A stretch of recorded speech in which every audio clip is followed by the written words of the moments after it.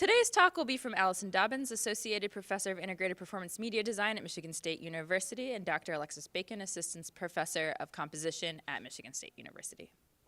ALISON Dobbins is an Associate Professor of Integrated Performance Media Design at Michigan State. Her recent work includes projection design for Mitch Albom's Ernie and Hockey the Musical, and Flint Youth Theater's production of A Wrinkle in Time, and Out of Orbit at Williamston Theater.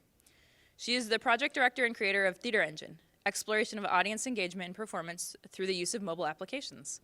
ALISON is a media designer focused on integrating elements of dance, media, music, theater, and computer science and performance. Dr. Alexis Bacon is an assistant professor of composition at Michigan State University and is a composer recognized nationally and internationally for her acoustic and electroacoustic music, having won awards such as the IAWM's Search for New Music Pauline Oliveros Prize, the OSIA International Composition Prize, the ASCAP CMAS Student Composition Commission, and an honorable mention in the 2018 Hildegard competition sponsored by National Sawdust. She has also received grants and awards from the Indiana Arts Council, the Percussive Arts Society, the American Music Center, and ASCAP, and commissions from artists including Due East, the Bro Fowler Duo, violinist Robert Simmons, and multiple consortiums comprising over 50 musicians headed by Duo Corca, percussionist Brad Meyer, and saxophonist Wilson Poffenberger. A Fulbright Scholar to France, she completed graduate studies at the University of Michigan and undergraduate studies in music composition at Rice University. Please welcome our speakers for today. So Theater Engine, you heard about that one, come on.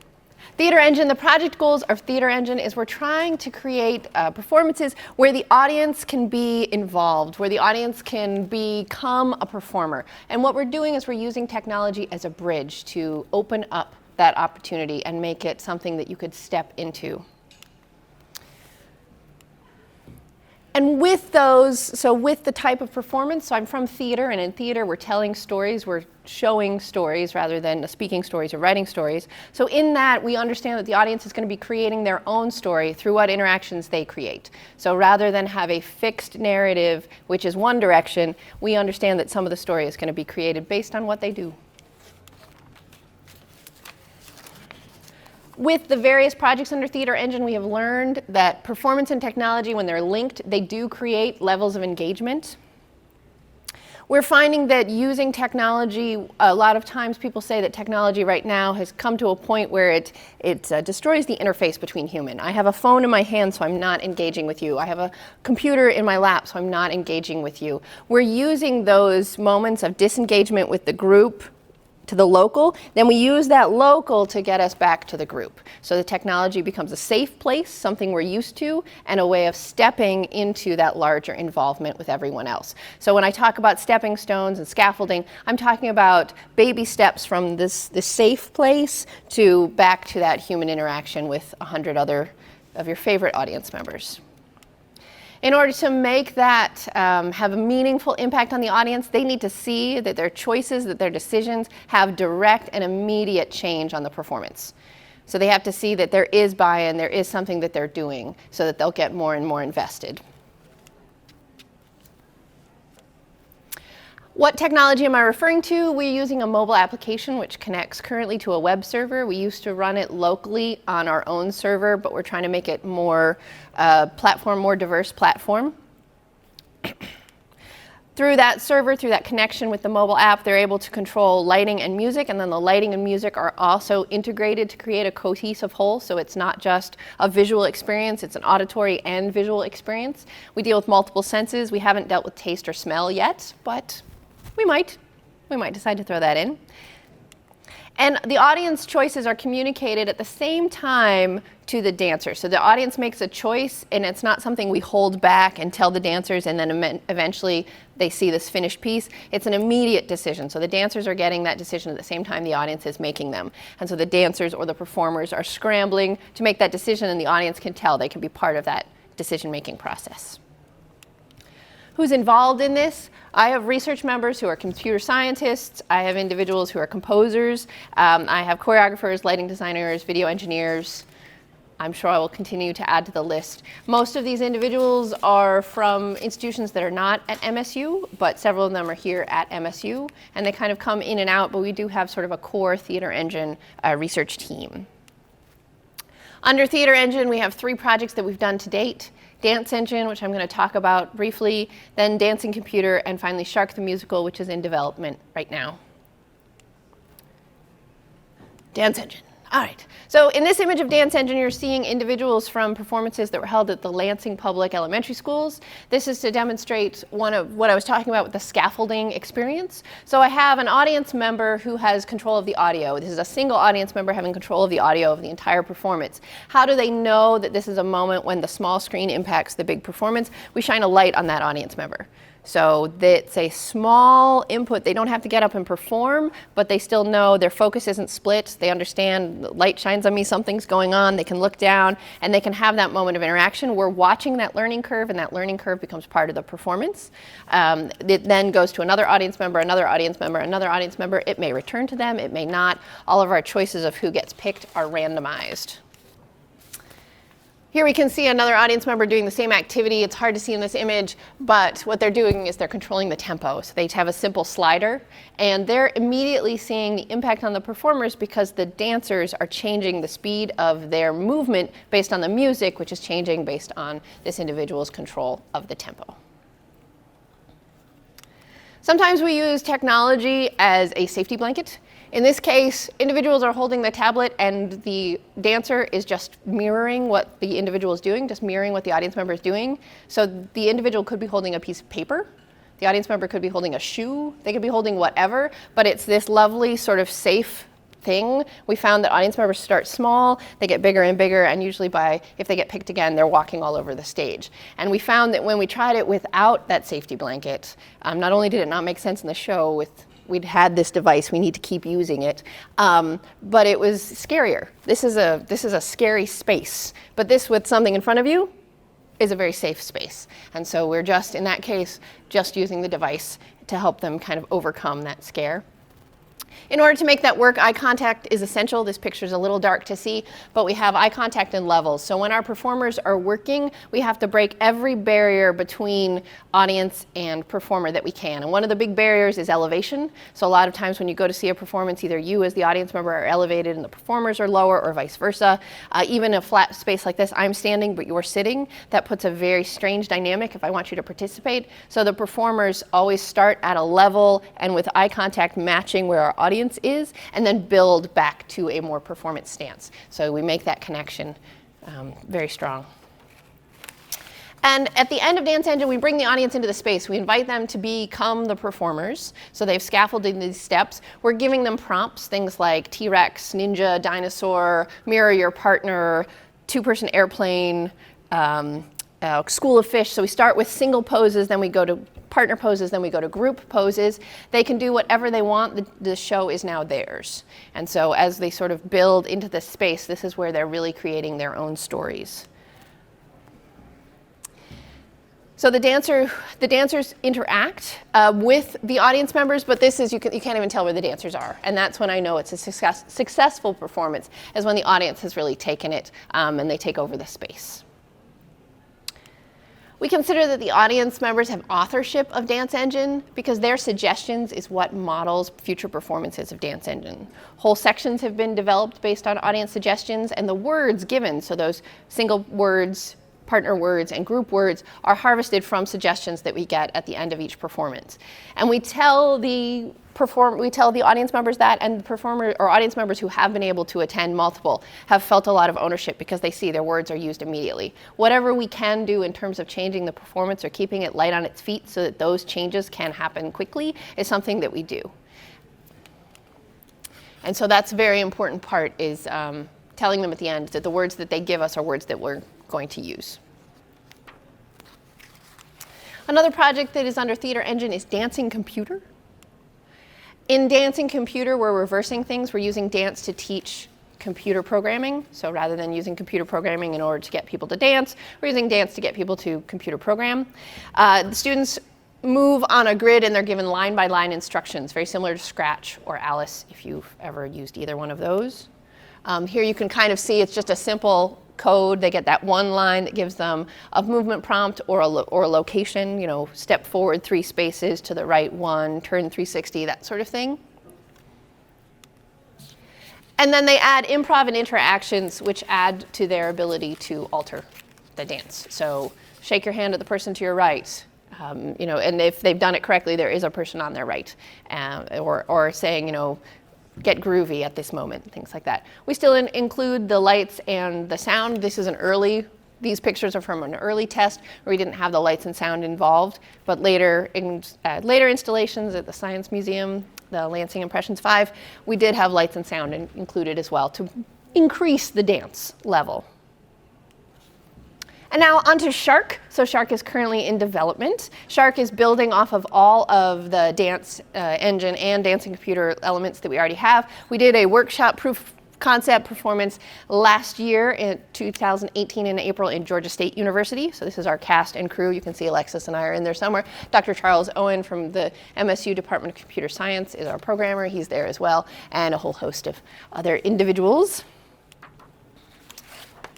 We're going to be using those principles of theater engine to apply to a narrative. So dance engine is a non-narrative dance piece, and dancing computer is where we're focusing on programming. So the real challenge with Shark was how do we tell a story but also give the audience that extreme buy-in? How do we make it a story that feels natural but also feels like they have a stake and can change it? And the audience is an author, and they're also a character in the story. So we decided we would hang it on the monomyth. So we'd hang it on the hero's journey, and we'd see how intuitive that felt to the audience, but at least that would give us a framework for how to construct the story, and we would see, well, we know the hero is supposed to reject the call at this moment. If the audience doesn't have the hero reject the call, we can drift back to this point and try again, or we can branch point and think about the story in a different way. But it gave us a really nice framework that we were all very familiar with stories that follow the hero's journey, so it gave us a nice framework that we could see if the audience also felt that intuitively. The activities that the audience has, some of these are from Dance Engine, some of them are developed for Shark, so the voting is for Shark, but the voting and the texting are for Shark, but the games played through lights and sound, that's directly imported from Dance Engine. And the audience gets to decide whether to participate as the mentor, the hero, or the shark. It is a fluid decision. At no point in time do they have to make a decision and live with it. So they can slide from mentor to shark, from shark to hero, from hero to mentor, however they wish. This just gives you an early picture as we were developing the scenes and the songs. And so we were taking Xerox of the hero's journey and just plopping our stuff on top and thinking about what might be the interactions. So at a particular time, we have the introduction of the ordinary world. Well, let's have the audience vote on the tensions. What's the underlying metaphor that will be motivating the resolution, and the shark will just be a symbol of. Then we come to the final ordeal, the first boat battle. We're going to then need a final boat battle, and then we're going to come back. We're going to build to participation, so scaffolding is essential in everything that we've learned in Theater Engine is that idea of scaffolding, that idea that I can't just go up to any audience member and ask them to act on stage with me. Some audience members are ready to go. I've found pretty universally 4-year-olds are ready to go, but I've found 80-year-olds are not as ready to go, and there's that whole mix in between. So how do I make it so anyone would be ready to go? Well, I have to build that in, and it's built into the show. So we have to make sure that early on we have that more anonymous impact on the show, something you can do seated safely behind your cell phone, and that includes texting, control of the audio, and control of the lighting. Then as we get to a mid-level performance, we're going to film the audience members and allow them to do actions or record something that they want to say to the hero. We'll play that back so their video participates in a more active way while they're still seated. And finally, we would have full participation where we'll invite them into the stage. With all Theater Engine activities, we tell the audience that they can say no at any time. Often a no does happen, which is great. A maybe is the worst thing you can get. A no means they're probably going to say yes later. They just have to wait till a critical mass is on stage. So no is perfectly fine. They still get involved even if they're sitting, but we have to build to it. I find that if I ask too early, then the no's stay no's. But if I ask later, people will wait and maybe, okay, now there's 20 people up. I feel safe, I'll get up. Or my friend pulled me up, or somebody asked me again, so I eventually went up.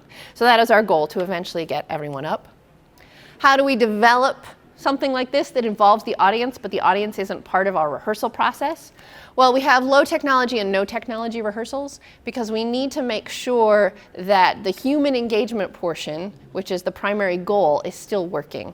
So in general, what we do in our rehearsal is we see, is this fun? Is this something engaging? Is this something I want to do twice?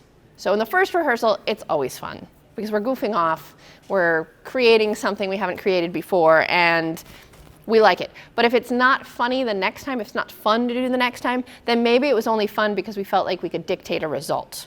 We have to make sure that it's open-ended and it has lots of possibilities to explore, because if it's closed or it doesn't have a lot of possibilities to explore, it's going to feel like we're railroading the audience into a single outcome, and that is not enjoyable for the audience, and that's not something that they will buy in.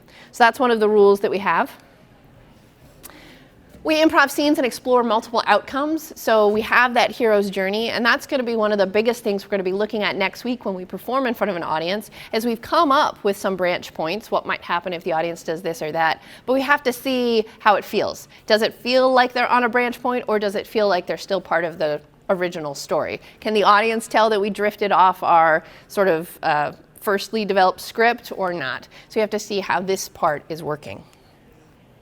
And then we develop a programming outline, so we have to close some doors. I cannot ask the programmers, can we do everything and we'll just figure it out the first day the audience is there? That's not the way computer technology works, or theater technology for that matter. So every choice we make is going to close some possibilities. So for instance, we decided early on that we would use true randomization, as random as a computer can be, in terms of picking audience members for activities. And so that meant that in sometimes, especially with a smaller audience, it feels like certain people get picked over and over and over for activities, and other people are not being picked at all. So that's something we're looking at, but we have to decide, because we chose true randomization for a reason. We didn't want somebody behind the scenes to have control over the shape of the show. We wanted it to really see what was going to happen.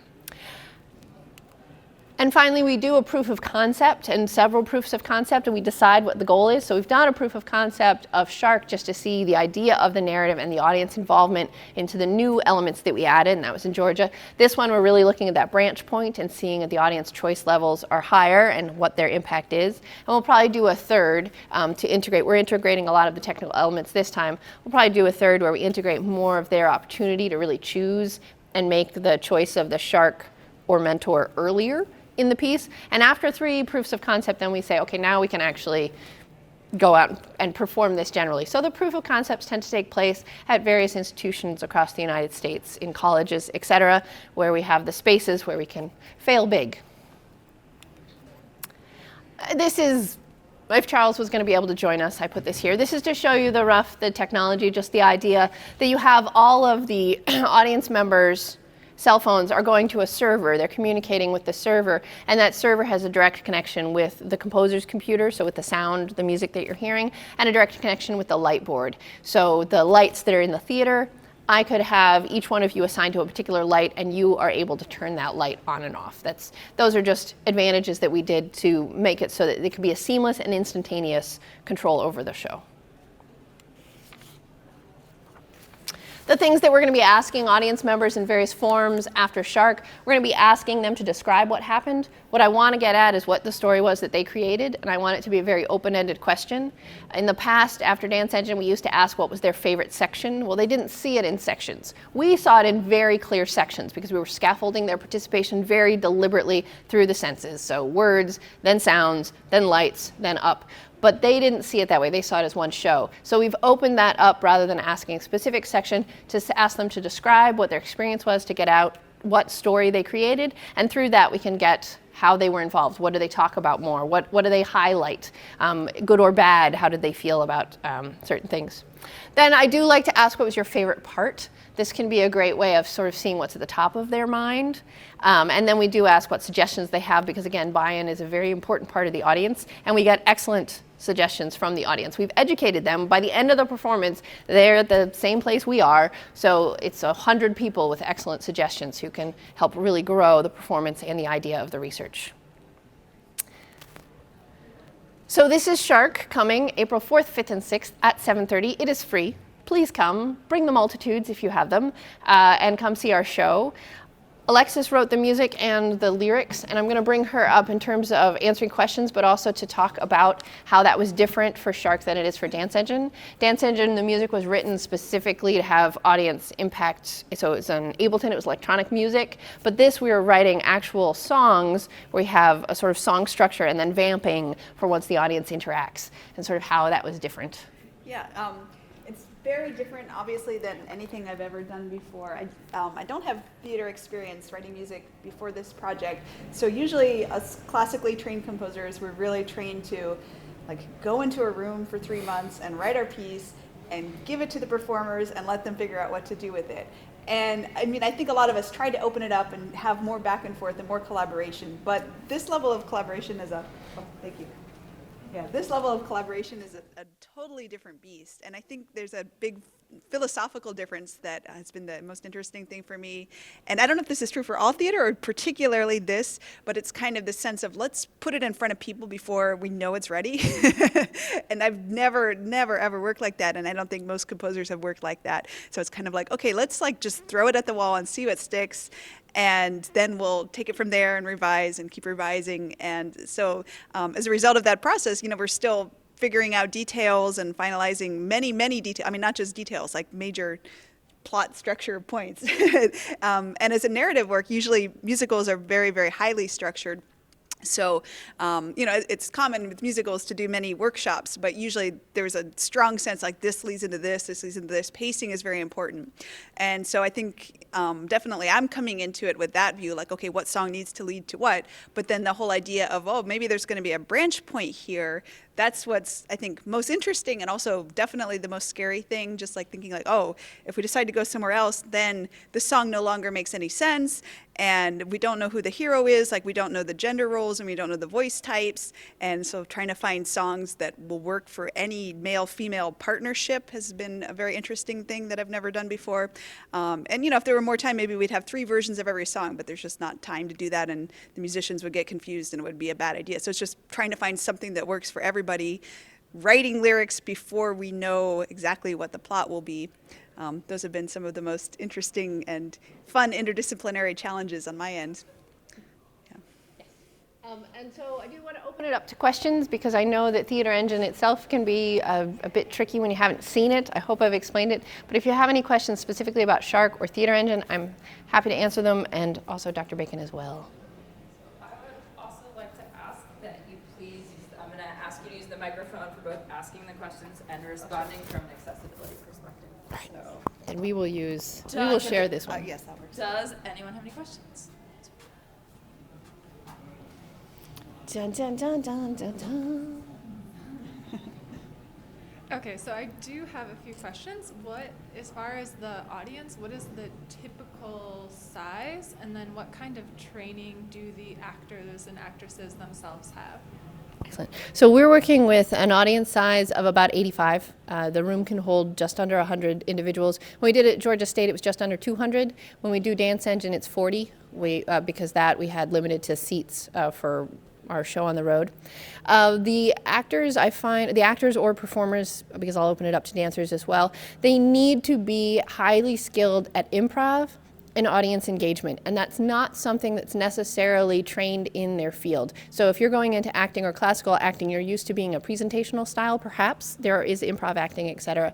And so I'd be used to, I'm going to have this scene with Alexis, and I may stare off into the wide blue yonder, but I'm not interacting with any of you because I didn't make any eye contact, and I'm not taking your feedback in. So breaking that wall down is something that we've found in our auditions. It's very important to see somebody who's interested in trying to break that wall down and or has the skills already. And the same with dance, because it's a very different way of interacting. And it may be that you have somebody who maybe they're not necessarily the best actor or best singer, but I always prioritize that they're ready to engage. They're ready to take in that impact, because that's what makes this show work. It would be very different if it was Shark, not the interactive musical. Then we'd be looking for different skills. We have been working, for Dance Engine, we did work with the dancers at Everett, so Everett High School in Lansing, the dancing performance group there. And I had college students teaching them, and it was interesting to see every dancer did eventually get there. It was just where they started. So how many performances it took them to have buy-in to what the show is and to connect with the audience. And it always takes that first time that they connect that they see the payoff, because until then the show is very flat, and so their natural instinct is to go back inside and to dance more, make it more performative, which closes the door more, which makes the show flatter, and so it's sort of a spiral down.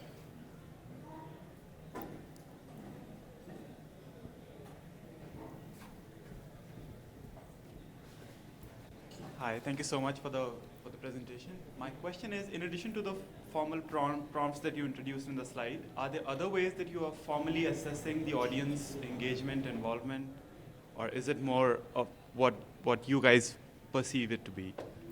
Excellent question. So I've been working with Bill Heinrich, the Director of Assessment at the Hub, and so the other ways we were looking at assessing this is we were using dance therapy methods of movement assessment. So looking at body posture, looking at space, looking at splitting off the verticality. So we were looking at that specifically for our audience members, because we would need to see what their base level was. They walk into the space and they sit down. What are their interactions with other people and what's their comfort level? Are they closed? Are they open? Are they slouched? And does that change at all through the course of the performance? And so catching that on video and kind of marking that and seeing what, and then looking back for our own personal use and trying to see when the change happened were some pieces that we did with the Lansing performances for the elementary school students. Am I right in assuming that this is done by the individual, as in by some individual, or is this done by a software or something? No, yes, so individual. Sadly, I was Okay. hoping we could find some video coding software, and we were talking to the Hub or to see if there was anything, and we're like, oh, but they have it all for text. They have it all so that it can read text, and you can look for a word, and people are vocalizing, but it's usually rawr, and that's not. There were 6 rawrs. That doesn't really help. So, yes, we have yet, but that would be the lovely next step if somebody could just get motion capture software and notice somebody was willing to turn their shoulders. Thank you so at us. much. One, first I had a comment. I was wondering if your computer scientists dealt with this. Within randomization, you can have like an if-then. If a person has been picked, then they And can that's be where we're picked going again. for sure. That's where you're Yes. moving to. The other thing I was wondering that was interesting is within all kind of creative aspects, usually you have to bound the possibilities, and that allows people to kind of tweak in there.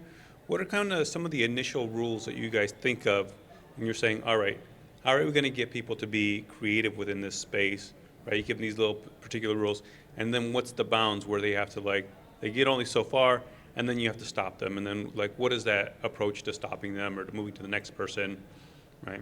Excellent question.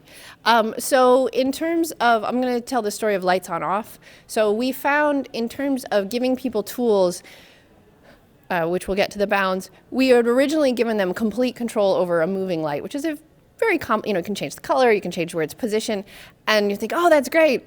You can do nothing with that. Once you've changed the color and moved the position of the light, it's end of story.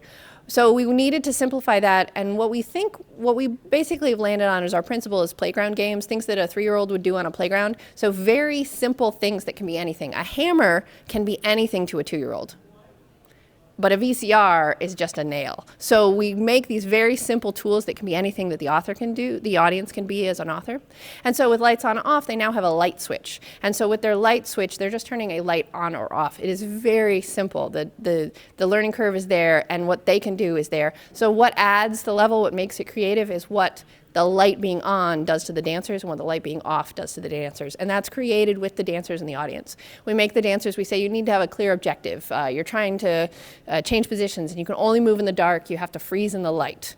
And so if the audience buys in, we do it for longer. If the audience doesn't buy in, we switch to a new audience member and we switch to our different objective, which is high or low or flip-flopping or props, depending on our various things. And so what we look for is we look for sounds. So I listen for laughter, I listen for the audience talking to each other, and I listen for, or I look for that they're actually trying different methods, how the tempo of the lights on and off change. And that's how I know when to stop, is when the changes stop. I know we're not growing anymore, we're not interested in exploring anymore. We can move to the next audience member or move to the next activity.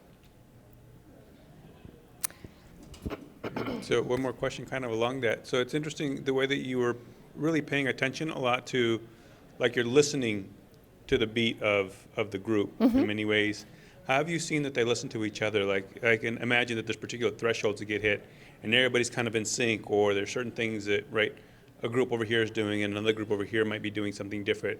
How have you seen that? Like, I'm interested in some of those experiences that have happened. Excellent. In general, we found the magic number is 4. So we did Dance Engine 4-sided. The audience was on every side. And so we would make it so 4 audience members were simultaneously doing an activity. And that made it so you naturally had these smaller clusters before they become the big group at the end.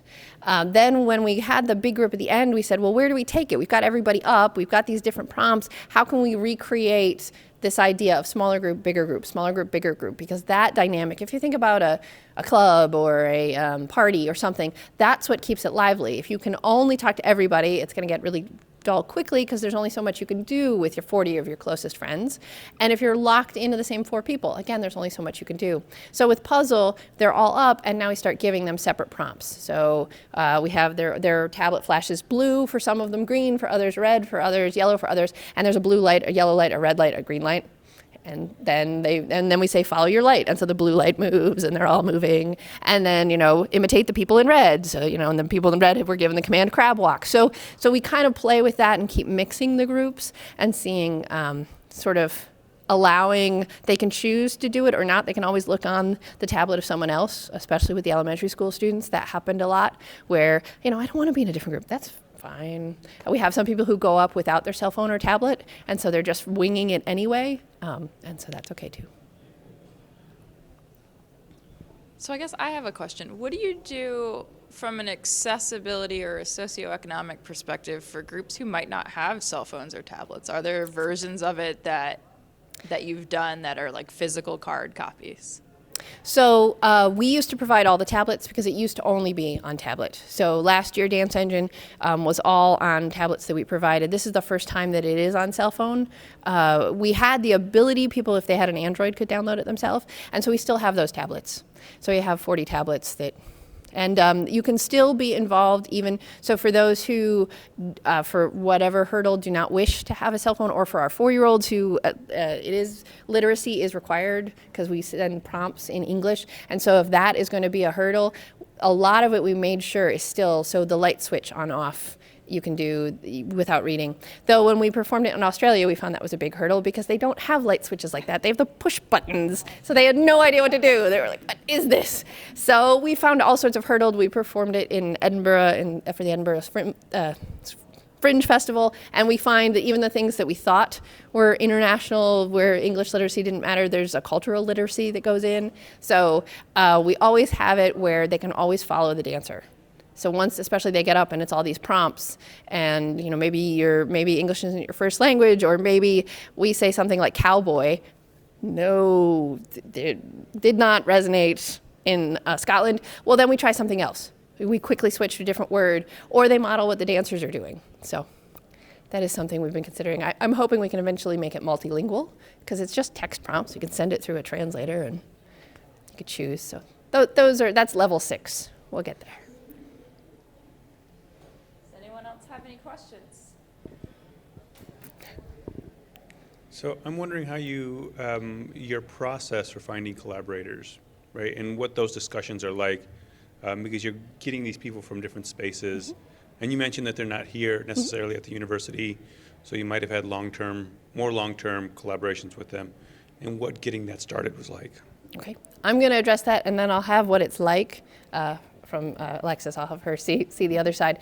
So I find that working with collaborators who are not at MSU, particularly those who are in the creative fields, is beneficial because this is a higher stake for them if it's at a different institution. For instance, the people who are theater. The Department of Theater, we put on 8 shows a year, which is quite a bit, and it means that my local lighting designer and my local sound designer, they have to prioritize that, and this is such a low level, like on their tenure case, it wouldn't look like a big deal. But if I go to Brigham Young University, they're also doing 8 performances, they're also like really, really busy, but this is a big deal on their tenure case, and so that was one reason. The other thing is that this isn't a fit for everyone, especially in the theater field. So talking locally, in the theater field, we're used to refining, and then the audience sees the perfect thing. I can't work with somebody who's not going to feel good unless it's perfect, because it has to be 50%, but if we go more than 50%, there's no room for the audience. So we need to be 50% ready by Thursday. And that can be very, very, very hard for certain artists, and it can also, because they have to be ready even in the conversations to open things up to the audience. So I found with all of my collaborators, finding people who were already working or interested in interdisciplinarity was vital. So for instance, my computer scientist came from a background of writing software to connect broadcast gear. He's also fascinated by video and does a lot of video work on his own for his classes. So it was a unique match because of the work he's doing for his research and what he wants to do outside. My lighting design person was also, he's been a director, he's done technical theater, he's done high-level networking with lighting instruments, etc. So he was perfect in terms of, he was not just the mode of just a lighting designer. My choreographers in general, I've had a lot of success with working with choreographers who are in dance education, because they're working with different levels of dancers, and our audience, we have to assume, is at various levels of dance, is a challenge that they're used to and a challenge that they accept. So that was key. I find my role is mostly as translator. So I need to be able to translate what the lighting designer said for the computer scientist. So it's not a matter of, they're both speaking lingo in their field, but what are they asking for? So the lighting designer says, well, we can have the audience control the lights if you send me the light cues. All right, computer scientist, can you send a string of text? Yes. Could he send you a particular aspect of the cue? Would that work? Yes. So it's back and forth, because if they're just asking in their lingo for something, then we have to spend a lot of time breaking it down. But if I can work or make those conversations happen, or we just have to get in the room and I'm just a third voice, and after we've worked years and years together, now I can step back. I'm not needing to do that much translation, but that's really been my role, is translating between all these different groups. I was very lucky to find Alexis Bacon, because when we wanted to do Shark, this was a different type of music than we had. Our previous music composer for Dance Engine was into recording music composition and live electronic music, and that really worked for what Dance Engine was, in that it was just a base level that the audience kind of layered into and added. But now I needed somebody who was interested and intrigued and familiar with the idea of, hey, let's compose this music but leave space for the audience, a very different kind of flip-flopping it. So I found Alexis Bacon here, and I found her through an interdisciplinary hub. When you were first here, she came to one of those and presented at the hub, and I was like, aha, that's a hint that somebody's interested in interdisciplinarity. If they're willing to stand up in front of a group of strangers at Lansing Brewing Pub and say, I'm interested in interdisciplinary and this is who I am. So I was very excited, and I sent her an email the next day. And then what has it been like? Yeah, well, I mean, I'm very interested in interdisciplinary, and I hadn't done anything like this before. So like, I mean, I've worked with dancers and I've worked with other artists, but I've never done anything on the like professional level. So I think part of it for me was just that ALISON is very open, and everybody that's part of the project is very open. So after working with her for a year, I have a sense that like there's no bad suggestion, like anything can be considered, and that's really helpful, because when you feel like you're doing something for the first time and you're not totally sure about what you're doing, it's just helpful to think like, okay, like even if this is terrible, nobody's gonna like freak out. And I think she's done an amazing job of creating that culture with the actors and the singers and everybody that's involved with it, that just like, if it doesn't work, okay, let's try something else. Or if somebody has a suggestion, and even if you don't think it's gonna work, you're still like, okay, we're gonna try it. If it doesn't work, it doesn't work. And I think that makes it very low stakes to try things out, which I think is really, really helpful. And I think, everybody then can add on and suggest and polish, and you have to be ready to cut things that aren't working. And but I think having that kind of low stakes beginning makes it easier to do all those things, because there's a sense that we're all in it for the greater project, and nobody's so attached to their material that they're not willing to let it go if it's not working out. And we can always try it in the next version, figure out another way to do it next time. Mm-hmm.